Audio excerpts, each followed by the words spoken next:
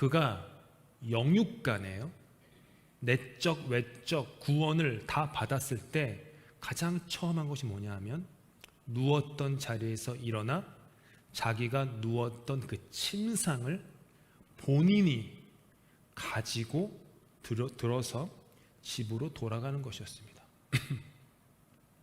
그것이 예수님의 명령이었습니다. 일어나라, 누웠던 침상을 거두어 들어라, 집으로 돌아가라. 이 세 가지 명령이었습니다. 성경에는 이와 유사한 사건이 두 개가 나옵니다. 첫 번째는 요한복음 5장에 나오는 38년 된 병자에 대한 이야기입니다.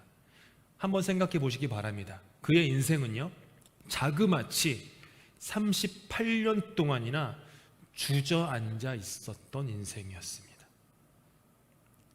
누워있던 인생, 38년을, 비참한 인생.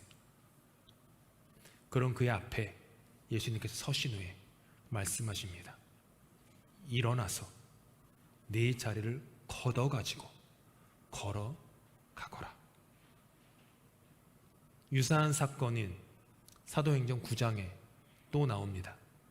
사도 베드로께서 룻다라고 하는 작은 마을의 교우들을 방문하고 있었습니다.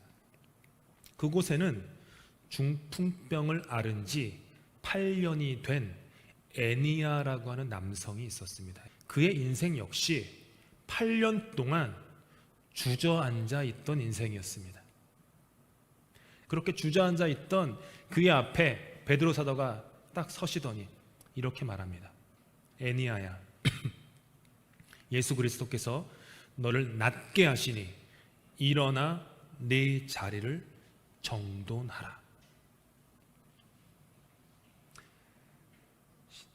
저는 이 말씀 읽으면 되게 신기한데 신기하지 않으신가 봐요. 일어나 가면 되지, 뭘 청소하라고. 오늘 본문에서 주님은 일어나 침상을 가지고 가라라고 하십니다. 요한복음에서 주님은 일어나 네 자리를 걷어서 가라고 하십니다. 사도행전에서 예수의 이름으로 베드로는 일어나 자리를 정돈하라고 합니다. 이들 모두의 공통점이 무엇입니까?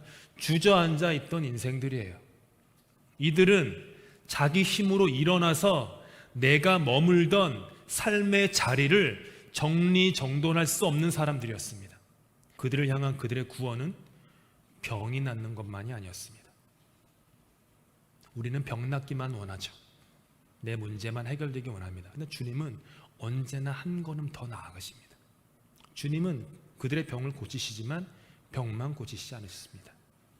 주님은 그들이 자신의 삶을 정리하고 정돈하게끔 하셨습니다. 그래서 주님은 그들의 삶을 이렇게 일으키신 후에 그들로 하여금 네가 누웠던 그 자리, 너의 침상 직접 들어라.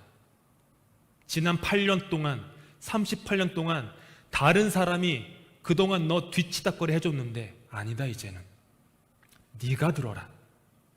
네 삶을 네가 정리해라. 너가 정돈해라 라고 명령하신 거예요. 만약 이 세 사람이 육체의 병이 고침받았지만 내면의 삶이 정돈되지 않았다면 이들의 건강해진 육체는 이들에게 아무런 유익이 되지 못했을 것입니다. 오히려 건강해진 게 문제입니다. 주저앉아 있을 때에는 자기의 삶만 어지러웠는데 병이 낫고 나니까 근데 마음은 정리가 안 됐어요. 그러니까 다른 사람의 삶까지 어지럽힙니다. 흐트러뜨립니다. 주님은 그걸 원치, 구원은 그런 게 아니에요. 주님께서 그들을 구원하실 때에는 이제 육체가 나았으니 너의 집, 뭐예요? 너의 일터, 너의 가정, 너의 아내에게, 너의 자녀에게, 너의 교우들에게, 너의 친구들에게, 직장 동료들에게 가서 너의 삶을 정돈하여라. 우리는 자기 삶의 자리를 정리정돈하지 않으시는 예수님을 상상할 수 없습니다. 그분의 삶은 성전을 중심으로 정리정돈되어 있으셨습니다. 주님은 언제나 매일마다 새벽 미명에 한적한 곳에 찾아가 아버지 하나님께 기도하는 우선순위를 가지셨을 정도로 자기 삶을 잘 정리정돈하셨습니다. 오병이어의 기적 때에는 5천 명을 먹였는데 주님은 제자들을 시켜서 그들을 뭐해요? 그룹을 지어서 앉게 해요. 그리고 식사를 주세요. 그 다음에 뭐냐 하면 음식물 쓰레기가 그 들판에 남지 않도록 제자들을 시켜서 12광주리를 거두어요. 제자들이. 그거예요. 십자가에 달려 죽으실 때에는 홀로 남겨질 어머니 마리아를 자신의 사랑하는 제자 요한에게 맡기심으로 삶을 정리정돈하셨어요. 예수님을 주님으로 우리 삶의 자리에 모시는 거는요, 뜬구름 잡는 게 아닙니다. 예수님이 사셨던 삶의 모습을 본받아 내게 주어진 삶을 살아가는 거예요. 예수님을 내 삶의 주님으로 모시는 것은 내 삶의 자리에서 실제적이고도 구체적으로 일어나는 일상의 자세입니다. 사용한 의자는 제 자리에 집어넣고, 불은 사용 후에 끄고, 주보는 예배 후에 가져가고, 교회에서건 밖에 공원에서건 어디에서건 쓰레기를 떠나는 자리에 남기지 않고, 운전하다가 밖에 함부로 침 뱉지 않고, 껌 뱉지 않고, 혹시 흡연을 하신다면 안 하시길 추천하지만 담배꽁초 밖으로 그냥 쉽게 버리지 않고, 그래도요, 재활용은 정직하게 구별하여 내놓는 그런 거예요. 대단한 게 아니에요. 예수님을 처음 만났을 때 그 중풍병자는 침상에 누워서 맞이할 수밖에 없었습니다. 그런데 구원을 받은 후에 그는 예수님을 일어나서 맞이했습니다. 구원받아 변화된 정리와 정돈의 삶에는 이처럼 뭐가 따라와요? 예의가 따라오는 것입니다. 간혹 제가 반성하는 것은 제 스스로, 제 사무실에 찾아온 교우분을 제가 막 설교 준비랑 일에 몰두한 나머지 저도 모르는 사이에 제가 의자에 앉아서 맞이할 때가 있더라고요. 그러다가 막 얘기하다가 아니지 하고 벌떡 일어나요. 벌떡 일어나면서 당황하세요. 뒤로 물러나시더라고요. 대화를 마치고 나가시는 길을 마중합니다. 작은 예절입니다. 예의입니다. 저는 제게 주어진 일주일 동안 정말 최선을 다해서 설교를 준비합니다. 거듭해서 설교를 수정하고 또 수정합니다. 몇 번을 수정하는지 몰라요. 오늘 새벽에도 또 수정해요. 했어요. 조금 시간이 남으면, 좀 여유가 있으면 옆에 노트를 해놓고 설교를 써요. 조금이라도 좀 익숙해지려고 막 씁니다. 하나님과 교우분들을 향한 제 나름의 예의입니다.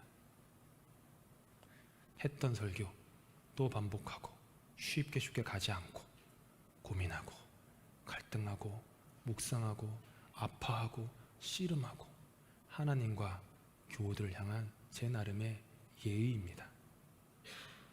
예의는 아이가 어른에게 하는 것만이 아니라 어른이 아이에게 지키는 것도 예의입니다. 고린도전서 13장 5절에 이런 말이 있습니다. 사랑은 무례하게 행하지 않는다. 어른된 내가 아이에게 얼마나 다가갔는지, 먼저 인사했는지, 웃어줬는지, 등 두드려줬는지, 기도해 주었는지 돌아봐야 합니다.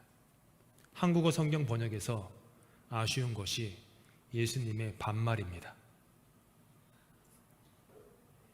헬라어에 한국어처럼 경어가 없어서이기도 하지만 아마도 하나님의 아들이 어찌 인간에게 존댓말을 하냐면 윗사람이 아랫사람 대하듯이 번역한 것 같아요. 하지만 정돈된 삶을 사셨던 예수님은 참으로 예의가 있으신 분이셨습니다. 그분께서는 상대의 허락 없이는 그 집에 들어간 적이 없으십니다. 그런 주님의 모습이 가장 잘 드러나는 곳이 계시록 3장입니다. 볼지어다 내가 문 밖에 서서 두드리노니 내가 그에게로 들어가 그와 더불어 먹고 그는 나와 더불어 먹으리라. 예수님은 제 마음과 삶의 문 밖에서 기다리고 또 기다리고 또 기다리고 또 기다리십니다. 주님은 언제나 죄인 중에 괴수인 나에게 예의를 다하십니다. 주님께서는 죽으시기 하루 전에 제자들의 발을 일일이 씻기실 때 겉옷을 벗었어요. 다 씻었어요. 근데 뭘 하셨어요? 겉옷을 다시 입으세요. 그 다음에 제자들과 대화를 하세요. 지금으로 하면은 제가 양복을 벗고 여러분들 세족식 한다고 발을 씻고 있다가 뭐 아무렇게나 양복 벗은 채로 와이셔츠 차림으로 막 이렇게 넥타이 풀어헤치고 한 게 아니라 넥타이 딱 올려매고 양복 딱 하고 집사님, 장로님, 권사님 하고 대화를 했다라는 거예요. 끝까지 주님은 예의를 지키셨습니다. 아랫사람을 하대하지 않고 오히려 말씀하시기를 나는 섬김을 받으려 함이 아니라 섬기러 왔다 라고 하세요. 주님은 누구도 무시하거나 깔보거나 가볍게 여기지 않으셨습니다. 어린아이도 여인도 병자도 그리고 당시 사회에서 가장 무시받았던 외국인들도 주님은 무례히 행치 않으셨습니다. 구원받은 삶은 내 삶의 내적 외적인 자리가 이처럼 정돈되고 예의가 회복되는 삶입니다. 부족한 게 많죠. 하지만 내가 좀 이런 게 부족하구나 고쳐 나가는 거죠. 겉사람만이 아니라 속사람도 정돈되고 예의가 회복됩니다. 되는 것입니다.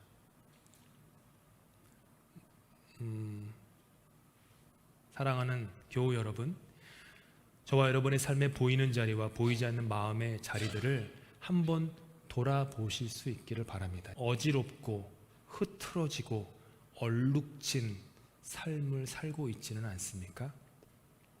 저와 여러분의 삶의 자리 모두를 우리 주님께서 구원하여 주시기를 기도합니다. 침상에 주저앉아 있는 우리 앞에 주님은 오늘도 서셔서 말씀하십니다.